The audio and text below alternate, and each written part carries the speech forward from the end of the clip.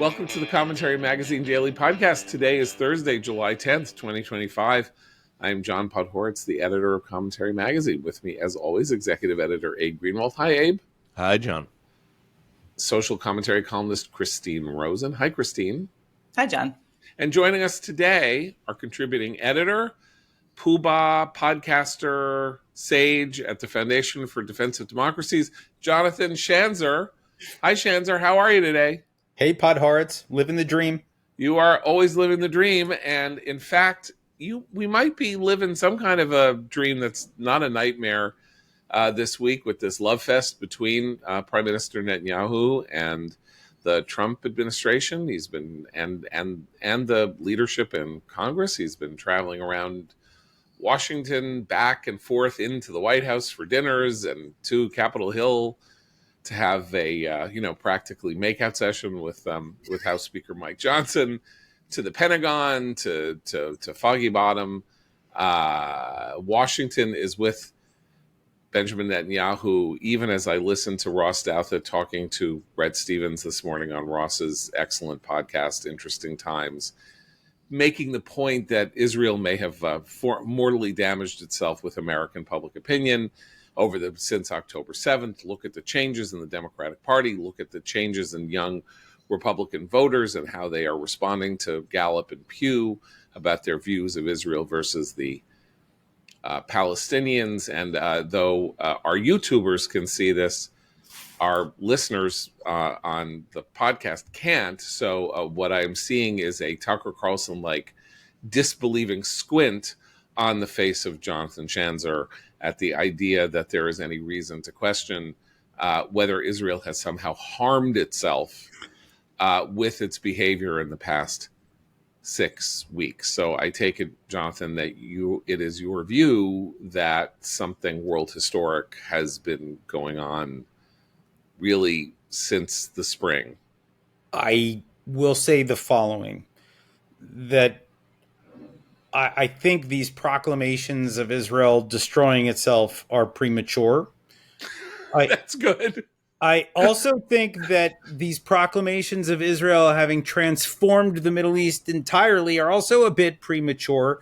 There's something of a race between these two timelines that's happening right now.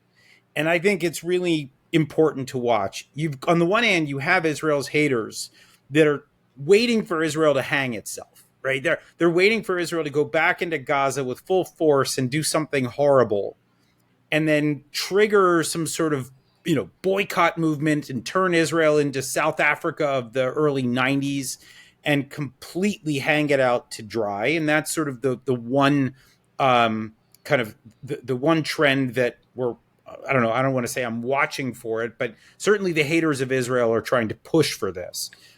And then you have something that is just absolutely fascinating going on between Trump and Bibi. And it's not just the love fest. They're clearly, enamored with one another. But really what they're trying to do, as I see it, is they're trying to transform the Middle East. Nothing less than that, right? It's not just that, that they've defeated Iran and they've put it in a corner and they're trying to keep it there. And that, the defeat of Iran could have massive ramifications for the entire Middle East, given how the Islamic Republic has cast a dark shadow across the entire region. They've destabilized countries. They've hollowed them out. They've created proxies that have threatened, every American ally across the region, of course, with the primary focus on Israel. But then there's the possibility, the very real possibility of normalization with Syria.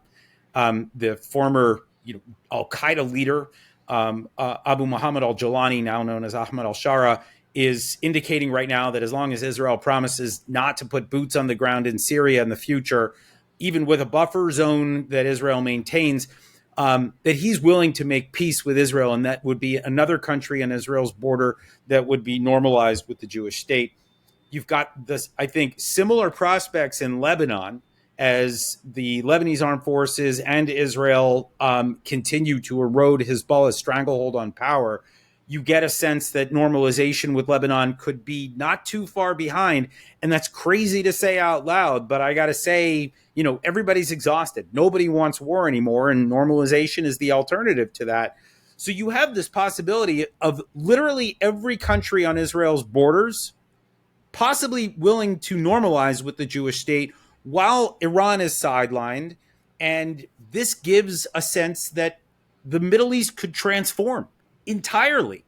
And the fact that this is possible while Israel's haters are still trying to put it into the apartheid South Africa category is just so interesting. The dichotomy is fascinating to me, but it certainly looks like Bibi and Trump, despite their haters at home, have a vision for the Middle East, and they are fighting for it right now, and they are forging ahead. And that's what I'm watching right now. Let me mention that my father, Norman Podhoretz, said many years ago that if you follow the trajectory of the wars, the actual physical wars that Israel has waged since the beginning of its existence, what you see is that when Israel wins a war, it knocks out enemies. So the 48 War for Independence, which was fought theoretically by 21 or 22 countries, at the conclusion of the war, the armistice in 1949, the countries that participated that were nowhere near Israel's border basically said, we're done. We don't like Israel. We're not for it. We're against it. But, don't look to us to play any kind of active role in any military operation against Israel. In 1967, with the Six-Day War, Israel knocked out Jordan as a military participant in the effort to end the Jewish state by defeating Jordan, taking the West Bank, and reuniting Jerusalem. In 1973, at the end of the Yom Kippur War, 2 years later, Sadat flies to Jerusalem, effectively ending Egypt's participation as an active combatant against Israel. And in 1982, at the end of the Lebanon War, Lebanon, though not the Palestinians who were at war with Israel, Lebanon was never really, but I mean, effectively you could say that Syria leaves the battlefield. Israel takes the Golan Heights, annexes the Golan Heights a couple of years earlier. Israel goes to war with Lebanon, takes out the PLO, and Syria basically says, we're no longer going to, don't expect us, if anybody wants to go to war with Israel, don't expect us to come in. So that when the first and second Intifada happened inside Israel's own controlled territory, there is no outside participation. There's no effort to open a second front on Israel's borders. And this war has now not only Syria's not only knocked out, let's say, but may end up in the Abraham Accords. And we may see a couple of other things happening. So this is actually a consistent thing that's happened that is consistent with what happens when Israel wins wars. It eliminates in the long term enemies who basically make their peace with Israel's existence. It destroys the will of Israel's enemies. And that's just what happens when you consistently win wars, or at least don't lose them. Now, Right. Of course, Israel's not won every war. They've fought some to a tie, but they are stubborn as hell. They're not going anywhere. And I think the longer that is proven to the Arab world and to the Muslim world, the better the prospects are for regional integration. And really, I kind of laid out what was happening around Israel's immediate borders. But then there's one other thing that we've just got to point out here.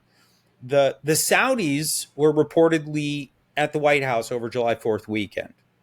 And you may have seen there was this fascinating anecdote that Idan Alexander, the American-Israeli former hostage held by Hamas, was in the White House and had a chance encounter with MBS and Princess Rima, the ambassador to MBS Washington, is Mohammed bin Salman, the ruler of Saudi Arabia. the de facto ruler. Yeah, I Yeah, mean his father is still king, but this yeah. guy's the one that's still actually breathing without life support.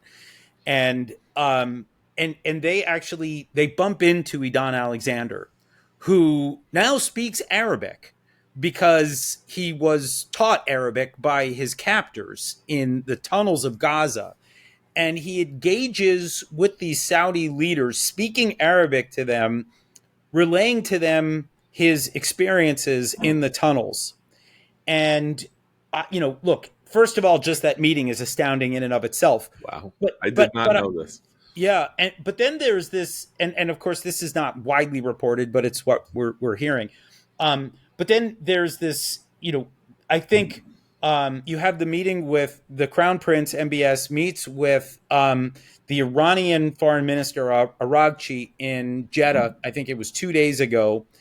You get a sense right now that the Saudis are beginning to rethink their position on normalization. As everybody knows, Trump had them on like the 1 yard line right before he lost the election. Of course, he says he didn't lose the election, but when he lost the election to Joe Biden, he lost the opportunity for normalization. And then you had this backsliding of Saudi's position in the entire region under the 4 years of the Biden administration. I think we're back. I don't want to say on the 1 yard line, but we're in the red zone for football fans out there, right? We're within the 20 yard line right now, and the Saudis are thinking about it all over again. And if the Saudis go into the normalization sort of construct, if they join the Abraham Accords or they create some other accords with this, they're going to want their own because they're the Saudis and they have a lot of money and they get to decide what they call it, and it won't be the Abraham Accords. But we are close, I think, to a complete transformation. Now, I don't want to say that, Donald Trump and Bibi have done it. I think a lot still needs to happen in order for this all to fall into place. But you get a sense that if the Saudis go in this direction, then Indonesia could be next. That's the largest Muslim population in the world. Malaysia could be next. North African countries will not buck this trend. I'm just saying that right now, the chances for a major transformation are as significant as I have seen in a very long time. Trump and Bibi have to figure out how to do this, though, in a way that kind of, I guess is in accord. It's in line with what the region wants. And, I'm a little worried about how fast this goes, to be honest, which is kind of a funny thing to say because you'd like maybe all of this to just get locked down and move on. But I do think that process will be important here to make sure that it's done in a way that's responsible and sustainable, as the kids say. What do you think would have to happen regarding the endgame in Gaza for MBS to say, okay, the Palestinian issue is resolved to our satisfaction, which he has publicly said before is like not a sticking point, but something that has to a hurdle, but even on the 1 yard line. It is a sticking point, and I think we can acknowledge that, and it's okay, right? I mean, the Arab world doesn't want to see Gazans living in squalor and fear. Fine, okay. They just want their own people to live in squalor and fear, but okay. not the Palestinians. Yeah. Right, fair enough. Certainly in the eastern province where the Shiite are, right? But I think that we may be hearing some news. I mean, if you watched that, the I don't know if we call it a press conference. It's a press availability, that dinner before dinner was served with the Israeli and American delegations sitting across from one another and talking about what was going on in the region. Trump and Bibi both hinted at the fact that there could be Arab states that actually go in and take responsibility for the Gaza Strip and help broker an end of conflict. Now, for me, I got to tell you, the big question for me, and this is driving me a little crazy, as this is all happening and we hear all this really positive, news and hints about things that may be coming, the next day the Qataris show up at the White House for a 3-hour working session with Stephen Witkoff. And the Qataris have no interest in ending this conflict. Let's just be very honest about this. The Qataris are the key sponsors to Hamas. Up until 10/7, they were providing $30 million a month to Hamas. They want Hamas to remain in power in the Gaza Strip. They want Hamas to not only have administrative power, they want them to still control the weapons there. And so what I think likely happens if Qatar has its way is they broker an agreement where 10 live hostages get out and another 15 dead hostages are sent home. And then you have 60 days of ceasefire, and then they do it again. And then they maybe do it again, and they drag this thing out, allowing Hamas to stay in power. And that's exactly how you don't end this on positive terms, and you don't get the Saudis in. And so I actually think that right now it's almost a contest between the Saudis and the Qataris over how this thing ends. The UAE might also be involved with the Saudi side of things, maybe the Bahrainis, maybe the Moroccans, who knows. But we need the Gaza thing to end on positive terms. The hostages need to be sent home. This will allow the Israelis to maybe pull back and allow for change to take place. I'm not sure the sequencing of all of this, but you do get a sense now of the different competing visions that are on the table: the Israeli, the American, the Qatari, the Saudi. And it's going to be fascinating to see which one prevails. There's also the strange power and weakness of Trump's foreign policy approach, which is somewhat chaotic, is that it could go in any direction. And there were two moments in the last week that struck me as being indicative of how he is learning how to exercise some of that cultural power to fight, not to just deal with the region, but to deal with Israel's enemies in the West. And the first was the absolute rebuke by Secretary of State Rubio of Francesca Albanese, the special rapporteur, the UN special rapporteur, who has for years just been spewing vile anti-Semitic statements, completely out of line. On October 7th, actually stated, well, the Israelis had it coming, basically. She is long been an outspoken anti-Semite with an international organization behind her. So that, again, could just be symbolic, but he's saying this is not tolerable to us anymore. The other thing was when Bibi reached across the table and handed the letter to Donald Trump that said, I have nominated you for the Nobel Peace Prize. That struck me as so perfectly capturing how savvy Netanyahu is about who he is dealing with, how they're dealing with each other, and the kind of mutual admiration, but with a very particular kind of obeisance to Trump's ego, which is necessary if you're going to negotiate with him and ask for his help and also ask for a powerful ally's help. So those two moments to me struck me as unimaginable for any previous administration, including many previous Republican administrations. And it is both unsettling to, as we've discussed many times, both about Israel and the Middle East, but also about Ukraine and Russia, to not know where we're headed with this foreign policy. But there's a kind of brilliance in those sorts of, even if they're symbolic gestures. I found those both very compelling.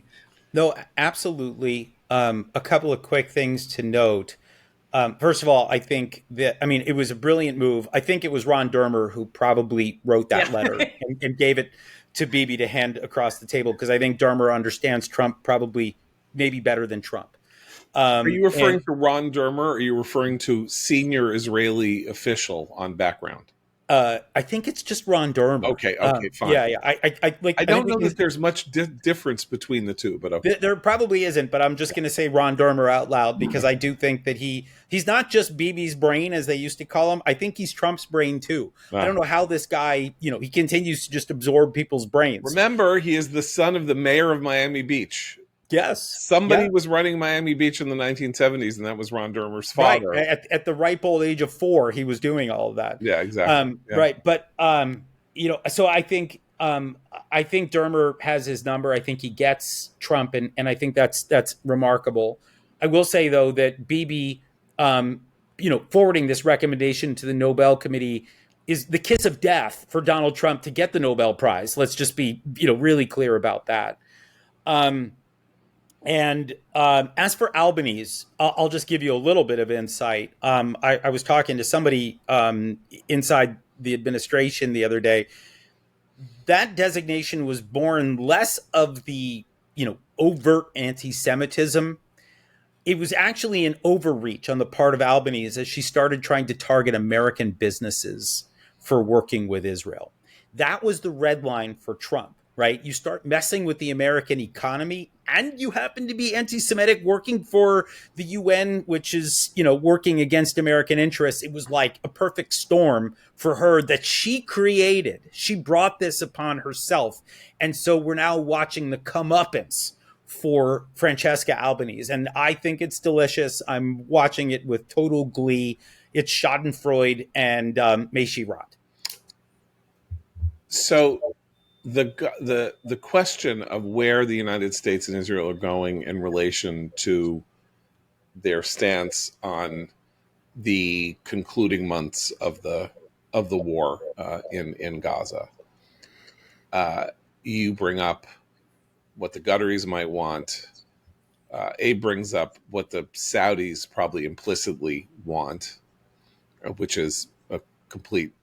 Saudis don't want to say that what they want to see is Israel's decisive and definitive victory on the grounds that means that Israel has established itself as one of the strong horses, and that it's therefore a matter of simple realpolitik for them to align with it, particularly with Iran now so damaged, and that the Qataris have a financial, ideological, we don't even know, self-interest in some form of perpetuation of the war so that Hamas can somehow slink away from some form of final defeat in some ceasefire that ends up becoming the permanent thing where some of them are out, they're not really out, however it is.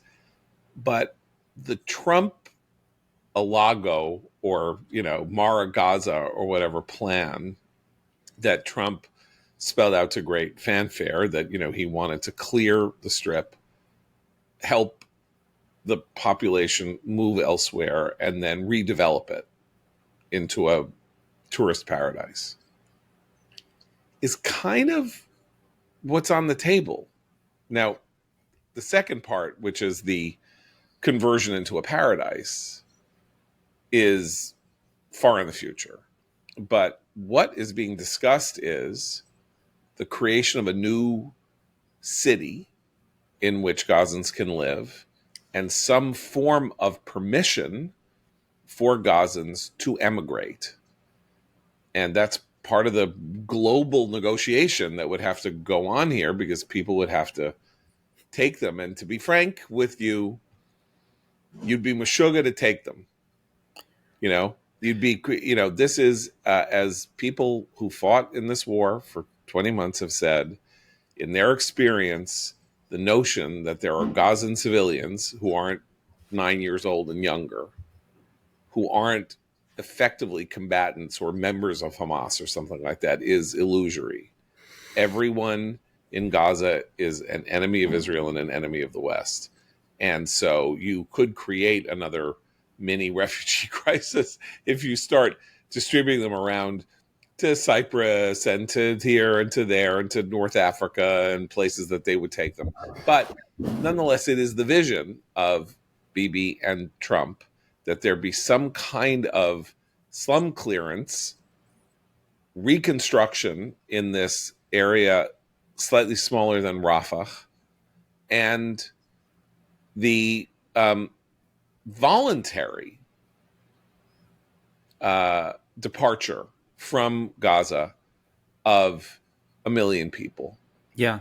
So, it's interesting. If you watch, again, that press availability, or whatever we're calling it, was fascinating to watch.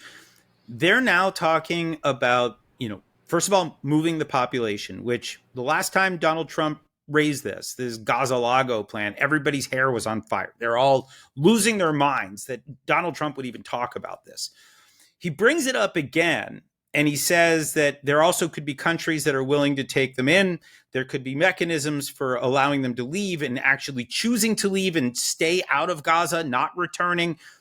This whole notion that if you're Palestinian and you're from Gaza, you have to stay in Gaza and that's it. It's beginning to evaporate. I sort of feel like Donald Trump has just been a little bit more stubborn than the other side, which is remarkable given how stubborn the other side is. It appears right now that he's kind of worn down the opposition, at least as it relates to what happens to the Gaza population. Can they move? Should they move? Will they move? I think we're now past the debate of whether it's okay to talk about that. And we've moved on to what's the plan. And I think that for me is the key. I have yet to see the plan. I want to see what countries are involved. I want to see what the mechanism is. But it seems like Trump, Bibi, maybe the Saudis, maybe the Emiratis, they've got something cooking. Now that Iran, and we got to stress this.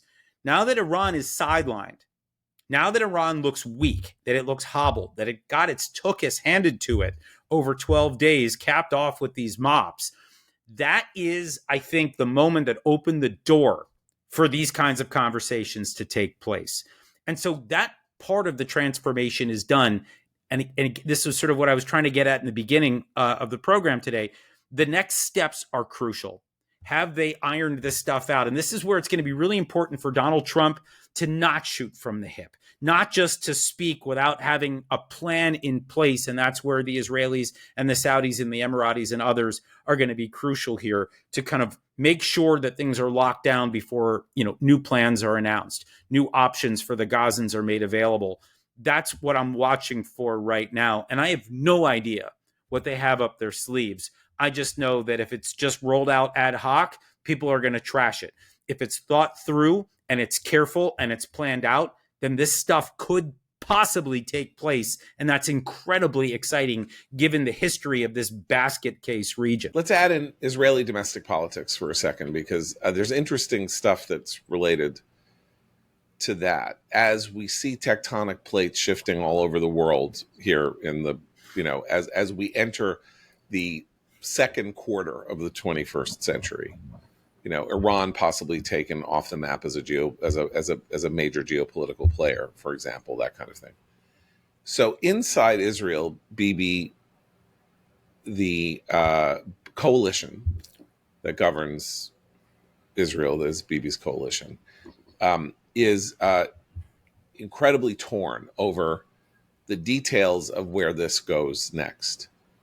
So Bibi's plan, or the plan that we've heard about, the ceasefire plan, A, a lot of people in the coalition do not want a ceasefire. B, the Israeli people want a ceasefire. So he's got, a coalition of 14 or 15 Knesset members who want to see the destruction of Hamas, no ceasefire, no deal, not get this done and over with. But the polling is overwhelming in Israel that the public has come close to having had enough. And Bibi is in the middle. So he wants Hamas gone. He wants a new governing system in place. There has to be some form of military, they don't want to use the word occupation, obviously, but some sort of military control of areas in Gaza to make sure that new fighting forces, new material, all of that cannot be brought back in through Egypt. And various corridors established to facilitate Israeli movement, to create the boundaries of this new Gazan settlement of people, and to protect Israeli forces from guerrilla activity of the sort that we've seen over the last month. That, it's things that become much more dangerous for Israeli troops on the ground, because Hamas now denied any capacity to do anything other than asymmetrical warfare, is indulging in asymmetrical warfare. They're throwing grenades at aid workers. They're blowing up, they're trying to blow up tank convoys and things like that with some success. Jonathan, as a person who spends a lot of time thinking and talking to people about Israeli domestic politics, if you look at this in a granular fashion, there's like, the Bibi's coalition could fall apart. The two Smotrich and Ben Gvir could really, have to pull out because they're blah, blah, blah.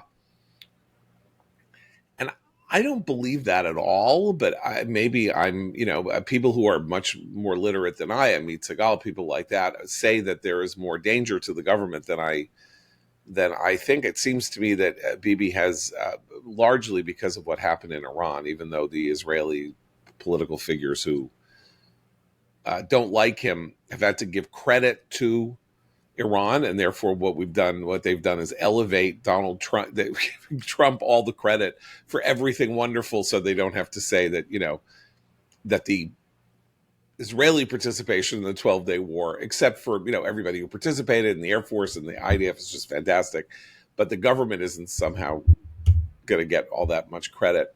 It just seems to me that he has an enormous amount of latitude that people don't realize, that when push comes to shove, they're going to tank the government for what? They're going to do a vote of no confidence, these guys, for what? Yeah. They have no alternative. They don't. Okay. And first of all, I think you put your finger on something that's really important. I for those that follow a guy like Barak Ravid, right? He's just vehemently, blindly anti-Bibi, and he gives Trump the credit for everything. And it's bizarre to watch because Bibi and Trump are like, again, it's like a bromance, and they're constantly working together. It's very clear Trump has given Bibi credit for a lot of the moves that were just made. And, guys like Barak Ravid can't see it. And so, all right, let's set aside the people with, like BDS, as they call it, Bibi Derangement Syndrome. Put those people aside for a second. I think, first of all, if Bibi wants to call for new elections, he can. And he's riding the wave, and he will probably do just great. And I think that there is a large part of him, as I understand it from people that are close to him, he wants one more shot. He wants to be able to show that after October 7th, after Israel was flat on its back, that he was able to rally the country to win a war on 7 fronts, although I will admit that Gaza and Yemen are not yet won. So you got 2 fronts that are still kind of unsolved, but 5 fronts completely solved, 2 fronts that are still being worked on. But that this is a triumphant moment for him, and that he wants to be able to demonstrate to the history books that he was electable one more time, despite the corruption charges and the trial and the anti-Bibi stuff on the streets, that he can do this again. And he may try to.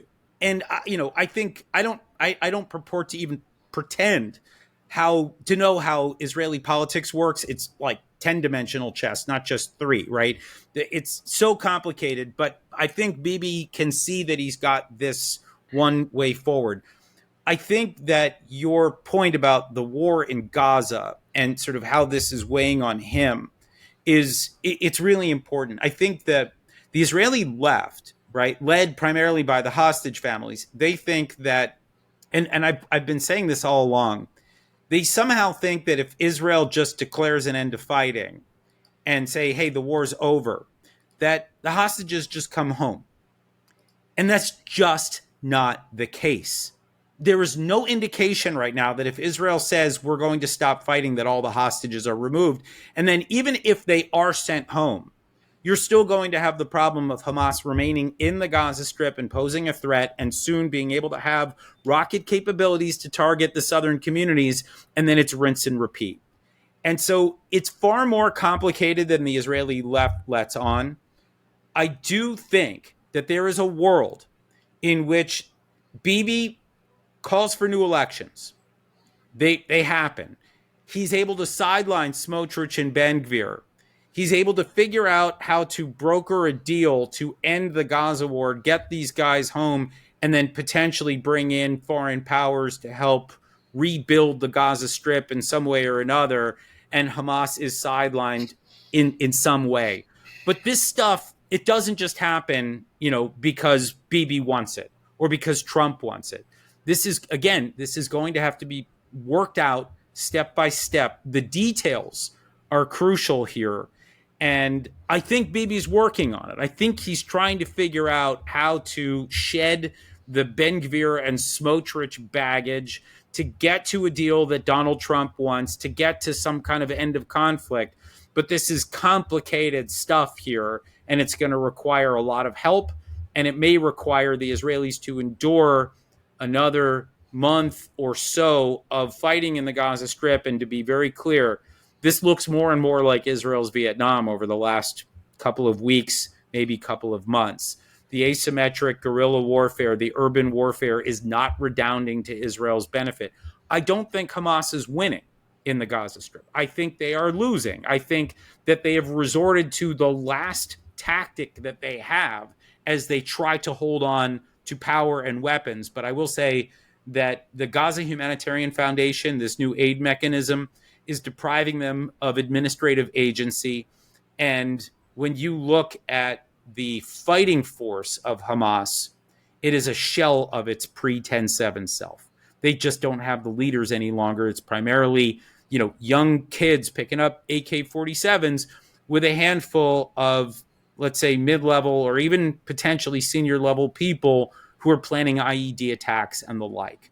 I don't see Hamas with long-term prospects there, but getting to the end game is not going to be easy for Bibi. And so, again, it's just multi-dimensional chess here for Bibi as he tries to figure out how to end the war, get the hostages home, get his second term, defeat Hamas. This is not simple stuff. Two points in relation to what you say. One is that people don't really understand how long a war this is for Israel.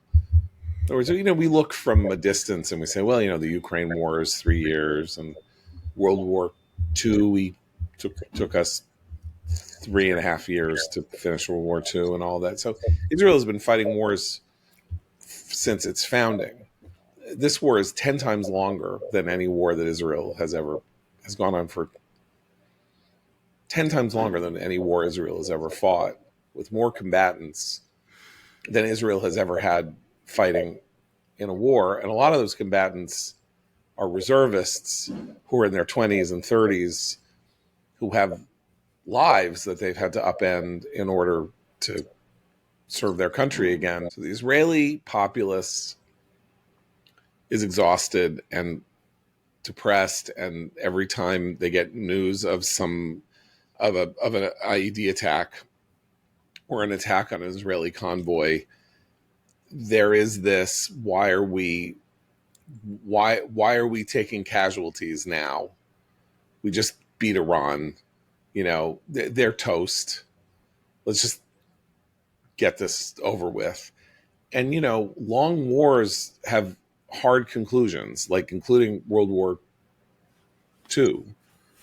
The last year, when America actually entered the European continent to fight, that was a bad year. Like after D-Day, like we didn't just sort of march through and walk right into Berlin and it was all over. Like Americans fought the Battle of the Bulge, took tens of thousands of casualties. It was a grueling year. And so, when there is a remnant that isn't ready to feel itself defeated, or isn't ready to, wants to fight to the last man, you have this problem, which is that it seems unbelievably costly, and you still have to do it. You still have to make it happen. So, and what did the Allies do? They firebombed German cities to break the German will. And what did we do in the Pacific Theater? We dropped 2 nuclear bombs on Japan to say enough. And Israel isn't gonna, Israel doesn't have those modalities anymore. First of all, I don't know what the targets would be. I think the odd thing is the targets would be the tunnels, but of course we don't know where the hostages are. They don't know where the hostages are. And so, you could literally do something where you blew up the entire tunnel system, but they don't want to do that, and they can't do that. So they're in a pickle, and it's a difficult situation. Can I just add please, to that, in thinking about World War II and how it ends? Israel also has this problem. It's not entirely unique, but it's unusual, which is that they have enemies that don't surrender in the sort of classical traditional sense, right? Like when you are religiously motivated, you don't say, okay, we've had enough. We're going to lay down our arms. You beat us. What's next? This is a sort of a purpose, life purpose for their enemies, and that also makes ending it much harder than anything that the West that the Allies faced in World War II. And by the way, Iran may not surrender, right? I mean, Trump is talking about this right now, that he thinks that they're interested in a deal. I've said this in multiple places. I don't think you can be the Islamic Republic of Iran and surrender to the great Satan. You got to pick one, right? And you certainly can't recognize the victory of the little Satan, the Israelis, after what they did. You can't do that if you're Iran. I'm not sure you can still be Hamas and acknowledge an Israeli victory. Hezbollah is still trying, losing, but they're trying to, sort of get back on their feet again. And so, this is a challenge for the Israelis. And I don't know how they end this. I will say, though, that as it relates to the tunnels, John, I agree with you. The Israelis, and they have been fighting with one hand tied behind their back. It's really amazing what they've been able to accomplish without doing everything that they can do, right? Bombing the tunnels where they know that Hamas leaders have been, where they have hostages surrounding these leaders, even after they've identified them, they know where they are, and they still choose not to attack them because the hostages are there.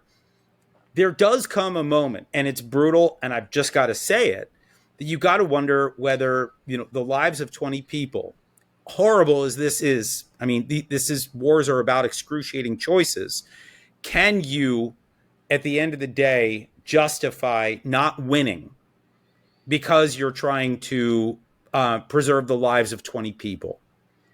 And I think this is the toughest thing that the Israelis have to grapple with. They haven't been put to a choice yet, but they may yet be put to that choice. And that is just tough stuff.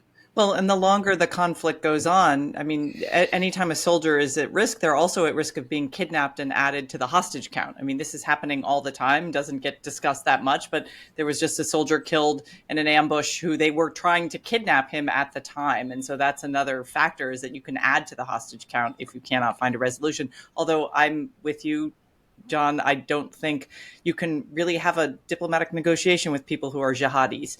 Jihad doesn't end. Wars simmer down, but the jihad continues. And I think that is a sensibility that in the West, we don't always fully grasp. And I do think that's, again, another thing the Trump administration does understand to some extent about Iran, but perhaps not. Although I will say this, there's something I've been thinking about this, Christine, and it's really interesting. You have Abu Muhammad al-Julani, Ahmad al-Shara in Syria, who is a jihadi, and who has decided to lay down his arms and to normalize with Israel, at least in theory, and he's talking about it. And there's a difference, I think, right? It's, first of all, it's the Shiite axis. So the Iranians, this is their revolutionary ideology, and they simply cannot divorce themselves from it. But then there's also, I think there's this element of jihadism plus Palestinian nationalism. And this cocktail is incredibly toxic. This is the Hamas ideology. And they will fight to the end. I think that is the conception for them, is they will martyr themselves to the last in opposition to Israel. And so trying to figure out who you can work with and who you can't has been really interesting here for Israel through the entire course of this war. We speak slightingly of Smotrich and Ben-Gvir. We have here, people do. They are voicing almost, not quite, even they cannot bring themselves to voice the counter view of this endgame, which is, if 14 Israeli soldiers are going to be victims, casualties in one attack at one moment, 3 or 4 days ago, right? I think it was 8 dead and 7 injured or something like that. So that's 14 people. The hostages are 20. So if hundreds of Israeli soldiers die over the next 3 months, because Israel has its hand tied behind its back, because the hostages are there, and that there is this national consensus that the most important thing is to get the hostages back. At some point, even if it's sotto voce or it's sub rosa, because you can't say it, you are saying we are willing to accept these deaths for the hope that we can secure these lives. And the calculus starts getting more and more difficult over time. This is an agonizing thing to say, but the only people in Israeli politics who are kind of saying it, are Smotrich and Ben-Gvir, who are saying we need to win in Gaza and destroy Hamas, and that is what this is all for. Don't be talking ceasefire. Don't let them pull back from their destruction.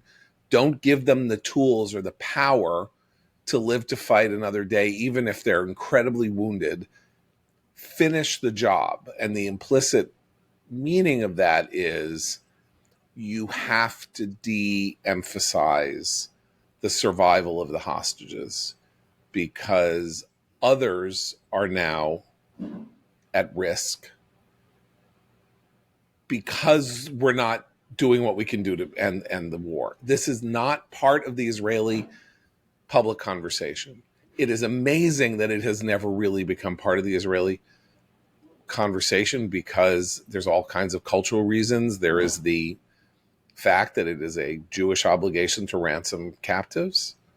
We're not even talking about ransoming the captives, by the way, here, because literally ransoming the captives is buying somebody's freedom. That's what the sages meant. They didn't mean that Israel loses against the Amalekites in order to get their captives back, but and this kind of national consensus, because Bibi is so controversial, everybody could kind of agree that we're in this fight to save the hostages. I don't know where this goes. I just think that the fact that the war has become more deadly for Israeli soldiers, and Israeli soldiers are the same children of the Israelis that the people who were taken off and particularly reservists. We should add the distinction that mandatory military service is part of Israeli culture as well. And I do think Americans forget that sometimes, but that also will alter how you perceive these sorts of conflicts. Right. As I say, it hasn't happened yet. That conversation has been impossible for Israelis to participate in part because the organization of, let's just say, the anti-government coalition, which is now, as Jonathan says, fronted a little bit by the Hostage Families Forum, was so brilliantly done in the months before October 7th. These weekly demonstrations people have probably long since forgotten against the Israeli government's policies related to judicial reform. So hundreds of thousands of people were in the streets every Saturday night, big party, and they sort of kept it going. And then it kind of morphed into this sort of national mourning for the hostages and pleas for the hostages' lives and all of that. And this implicit idea that if you said what's really the way to save Israeli lives is to win this war as decisively as possible, became an almost impossible conversation to have in the way that you might expect other countries or other civil societies to be able to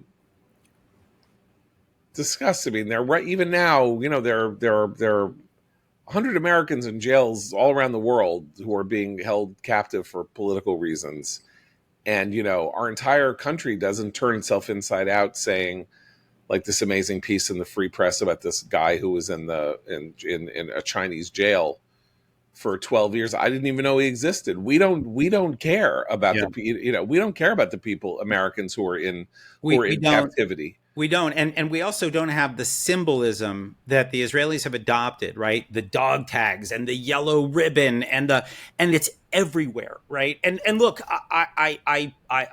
it's funny. My wife is completely obsessed with the hostages, and she tracks their stories every day. And yellow ribbons on the car and yellow ribbons on the on the lapel, and you see everybody doing this across Israel. The right, the left, everybody talks about this. But for me, it comes down to really something that I think was a fundamental mistake made by the Bibi government early on in the war, and that was Yoav Gallant. It was it was Benny the Gantz, defense minister, right? Benny Gantz as yeah. well, right? I mean, all of the sort of military minds and political minds of Israel in the immediate aftermath of October 7th, they declared two war aims: to defeat Hamas and to get back all the hostages. And if you get back all the hostages, you're making deals with Hamas, and you are therefore allowing them to live another day. You're making concessions to Hamas while you're getting back the hostages if you can't get them back by force. And so I think the Israelis have put themselves in a bind. And I think you're right, John. At the end of the day, they need to change the conversation.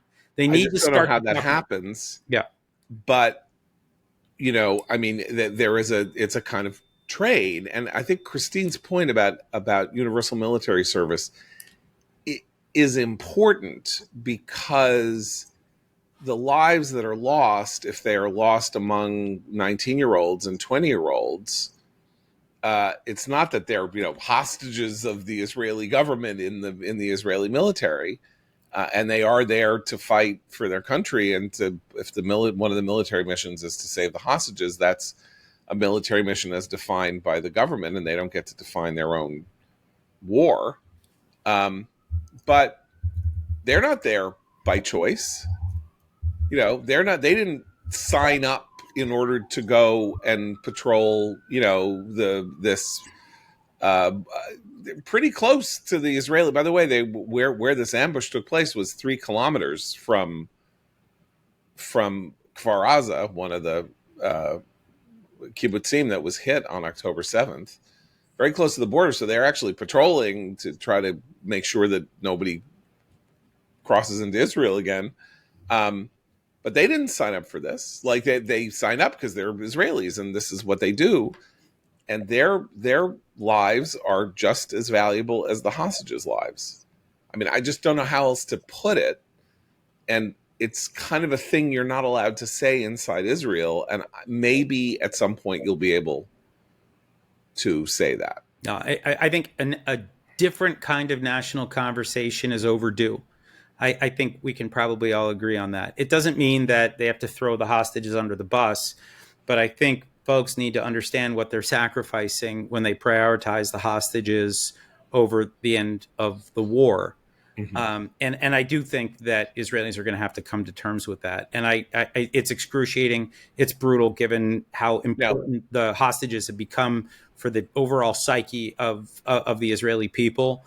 But, you can see this friction really coming into focus right now, more and more, especially as you look at what happened in Iran, what's happening in Syria, what's happening in Lebanon. As, a bunch of these fronts begin to recede, this one particular issue comes into sharp relief. I do want to point out that Bibi, masterful political actor that he is, and the continuing underestimation of him by his rivals in Israel, who think that he's got magical powers of survival or something like that, without understanding that, he is as far as democratic politics go, he is a giant. That he went on Fox and said, people said to me in the first weeks of this war, we've got to give up on the hostages. We have to understand we can't fight this war and save the hostages. And I did not accept that, he said. They told me I would need to give up on the hostages, but I, the prime minister, said we can win this war and get the hostages home. And in fact, how many hostages have the majority have come home, and that is important. And so I don't know if that's true. I don't know what he is saying. I'm sure people had hard conversations. Yeah, but I just thought that was a very interesting thing. Jonathan, you have to cut out. So just keep, as we say, keep your program open until we download. So Thanks so much for being with us. Thanks, guys. Okay. I just want to, we have a couple more minutes to go, and Christine's got to go too. Okay. So Abe and I will finish up. So thanks, Christine. See you soon. Okay. Abe, you and I just want to finish up on something that came out last night. I think yesterday or last night, that a work of such profound, jaw-dropping hypocrisy that it had. I have to note it before we conclude here. New York Times opinion guest essay. The title: Biden's chief economist, the chart that convinced me our debt is a serious problem, by Jared Bernstein, chair of Joe Biden's Council of Economic Advisors from 2023 to 2025. I'm just going to read the first two paragraphs and talk about this. Budget hawks have fretted for decades about America's deficits and debt, repeatedly advising our government to embrace greater fiscal austerity. And for just as long, budget doves, myself included, fought this narrative, repeatedly arguing that austerity often does more harm to our economy than good. No longer. I, like many other longtime doves, am joining the hawks because our nation's budget math just got a lot more dangerous. If we continue to ignore the unforgiving trajectory we are on, we are inviting a debt shock, a kind of crisis that periodically hobbles lower income and developing countries. Blah, blah, blah, blah, blah, blah, blah. There's a chart that he's seen that shows how this might happen. I mean, I am speechless, wouldn't begin to describe my reaction to the chutzpah of Jared Bernstein, a believer at some point or other in the famous modern monetary policy, which was that you can incur debt forever. The idea that we are facing debt shocks and fiscal cliffs and all of that was present on the table when Paul Ryan went to Camp David in either 2009 or 2010 and had an argument with Barack Obama on this very subject about the unsustainability of our fiscal trajectory. Now, he was talking about the entitlements. This is about a combination of T-bills and inflation, well, this and that and the other thing. How much did Joe Biden add to the deficit and the debt, the national debt, during his time as president when Jared Bernstein was president of the Council of Economic Advisors? I don't know. $10 billion? Something, I don't know, something like that. Well, $10 trillion? I mean, the debt, we have debt and the deficit are two different. The deficit is the interest on the debt. Anyway. it would be nice to think of this as the wrong people coming around to the right thing, which is like the most powerful impetus for change. But it's partisan BS. I mean, and it's anti-Trump and, nonsense. I can't believe he took pen to paper and wrote this thing. Right. I mean, I'm having trouble thinking of an analog, right, to the budget director of the administration that added more money to the debt than any administration before it. Some of it because of COVID, to be fair, but not just because of COVID. And also COVID. 6 months into the new administration. Right. Oh my God, there's a new chart. I never saw this chart. Why didn't someone bring me this chart when I was in a position to do something about it? I believe that the I am taking crazy pills formulation, I am not taking crazy pills. This is sophist intellectual contempt, the contemptibility of this. And I mean, there's a lot of things that happen that are contemptible in politics. I mean, and in the way people talk about political economics in particular, including Republicans who now they care about the debt one week and they don't care about the debt the next week and all of that. Right. But and also, when someone does something like this, right? And when they don't believe in their proclaimed shift, it also means they didn't believe in their original position terribly either. It turns it all into political expediency. Right. Look, the point about government spending, if you're for it or you're against it, in whatever relation is, you ultimately say we have more important things to do than keep our books in balance. There are things we have to do.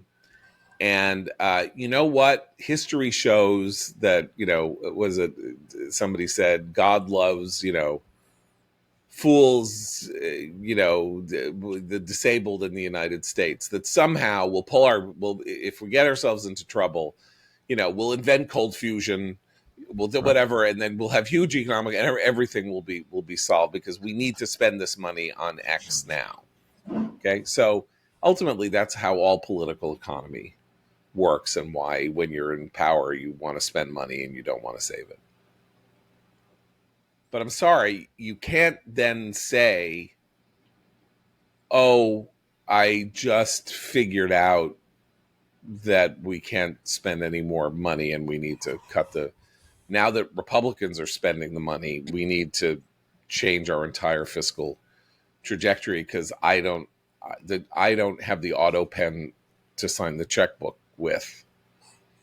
I mean, you can, and he did, and the New York Times published it, and I'm sure that he'll be at the Aspen Ideas Festival next year and at Davos in January, and nobody's going to say, I can't talk to you because you're a filthy hypocrite who has never believed in anything. Right.